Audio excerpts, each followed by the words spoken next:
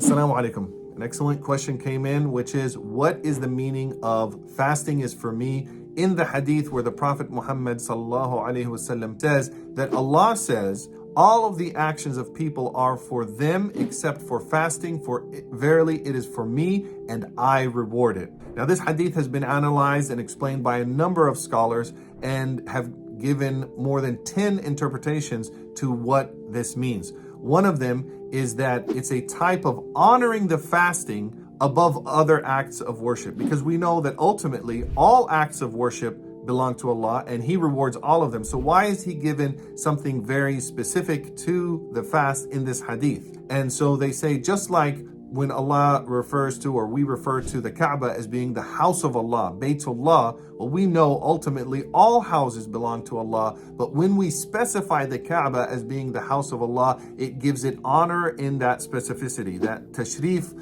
and that takhsis. And so in the same way, Allah is giving that honor to the fasting by saying it's only for Him and that He rewards it. Another interpretation is that the reward of the fasting is different than the other actions, because the other actions are from 10 to 700, except for fasting. For fasting, the reward of it is up to Allah subhanahu wa ta'ala. Another interpretation is that one of the things that distinguishes fasting above other actions is that there's no riyah, there's no showing off, there's no religious showing off in that action. Think about other actions, prayer, hajj, giving sadaqah, any other type, volunteering at places. When you do an outward action, other people can see it, and a person could allow themselves to show off through that action. But because fasting is internal and it's a secret action, nobody else can see it. And so for that reason, it's for Allah subhanahu wa ta'ala alone. And that's why this hadith is mentioned in this way. Another interpretation is that they say that